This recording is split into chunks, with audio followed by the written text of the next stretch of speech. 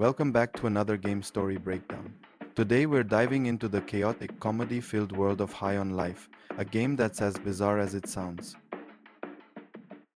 Picture this, you're a recent high school graduate with absolutely nothing going for you. No job, no ambition, no future prospects. You're basically the definition of a slacker, living your boring life until something completely insane happens.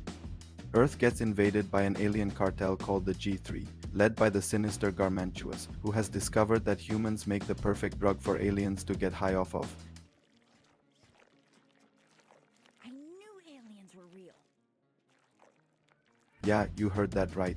Humanity is being threatened by an alien cartel who wants to use them as drugs. Talk about a bad day to be human. But here's where things get interesting. As chaos erupts around you, you and your sister Lizzie manage to escape with the help of an unlikely ally, a talking alien weapon named Kenny. And when I say talking, I mean this gun won't shut up. Kenny gives you the power to teleport, and in a desperate attempt to escape quickly, you end up teleporting your entire house, including your family, to an alien world. Here you meet Gene, a retired, so to say, bounty hunter. He gives you his suit in exchange for your house if you die. About this. Ah, yeah, shit. It's still in trial mode. I pawned off the activation license. The ticket should be in one of your pockets. Some loose change, too. Should be enough. Take that down to Mr. Keith's pawn shop and he'll get you all set up. The suit will help you get there. Hey there, Gene Zaruthian. It's me, Pseudo, your helpful bounty hunting assistant. After acquiring a bounty hunter suit from the ex-bounty hunter, you're tasked with taking down the G3 cartel to save humanity. But you're not alone in this fight. You'll partner with several charismatic talking guns, each with their own personality and special abilities. Kenny is your wisecracking pistol companion, always ready with a joke or sarcastic comment. But as you progress, you'll meet other sentient weapons who join your cause. These aren't just tools, they're your teammates, your advisors, and sometimes your biggest headaches as they constantly chatter during combat. It's gonna be so easy to kill you. Your mission is clear: hunt down the members of the G3 cartel and put an end to their human harvesting operation. You'll need to take down 6 major bosses before facing Garmantuous himself. Each boss presents unique challenges and absurd situations. Take Krubis, for example. He's a massive, intimidating alien who serves as the cartel's mining chief. After defeating Krubis, you'll rescue Gus, one of your weapon companions, by removing his obedience implant. Hey bud, the name's Gus. Feel good to meet you. Look at you, man.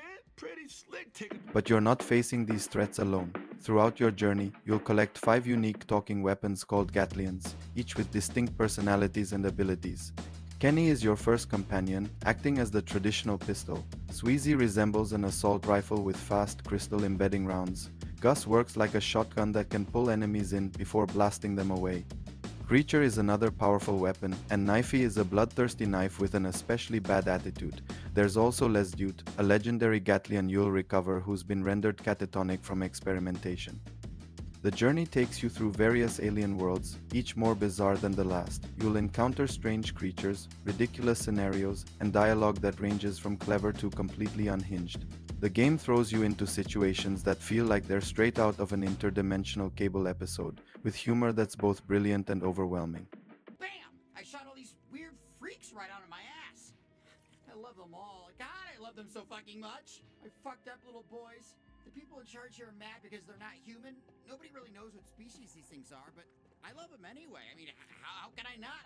How could a father not love his fucked up little alien spawn? It's impossible. Let's save your people. As you work your way up the cartel hierarchy, defeating boss after boss, the stakes get higher. Each victory brings you closer to the final confrontation with Garmantuous himself.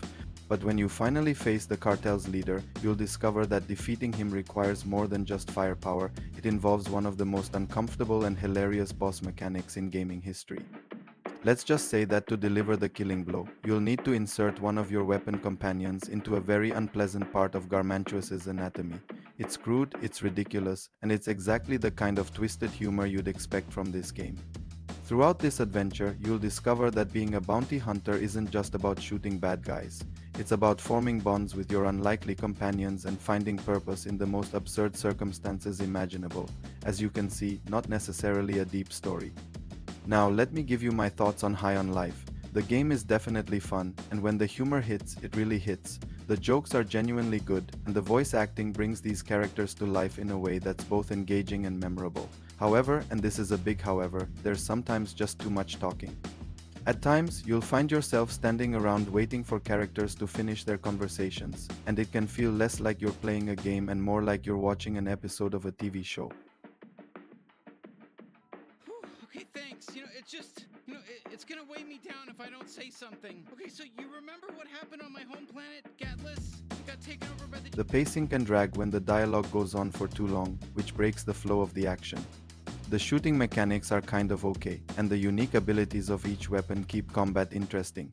The visual style is colorful and distinctive, perfectly matching the game's chaotic energy. Overall, I'd give High on Life a 7 out of 10. It's an entertaining experience with genuine laughs and creative gameplay, but the excessive dialogue can sometimes get in the way of the fun.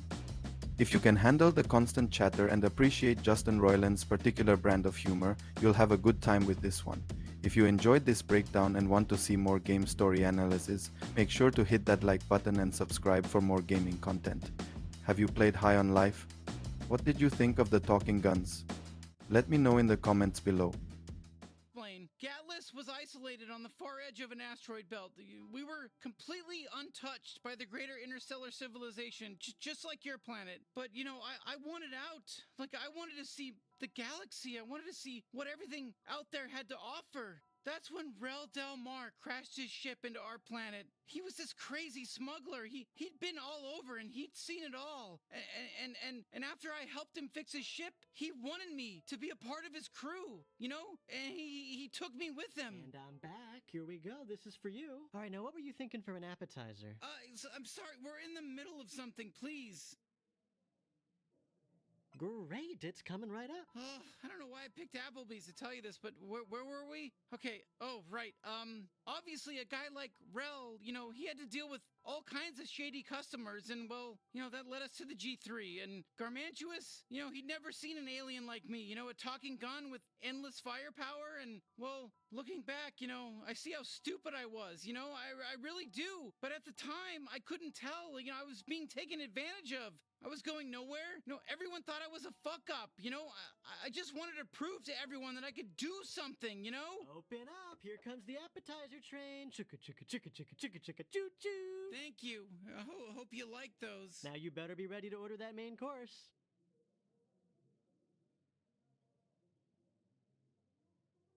You betcha. I'm gonna get that order right to the cook. Okay, thank you.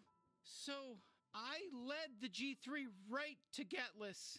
Do you see where I'm going with this? We fought them off at first, but they came back with some super virus that damn near zombified everyone. A few of us were immune. We formed a rebellion. It was led by Let's Do It. He was my best friend, my mentor. He was one of the strongest Gatlians who ever lived, and I got him killed. In his dying moments, I told him everything, like I'm telling you now, about how I left Gatlas to pal around with a criminal, how I led Garmantuous and the G3 right to our planet, how I got everyone killed, except Let's Do It survived. Somehow, the G3 must have kept him alive to try to utilize his power. God, if we can really bring him back, do you see my problem, right? I'm gonna have to tell the other guns what I did, or else he'll tell them. All right, I'm back. Hope those tummies are ready for some yummies. Bon appetit. Dude, take a fucking hint. Can't you see we're in the middle of a thing here? Emotional thing.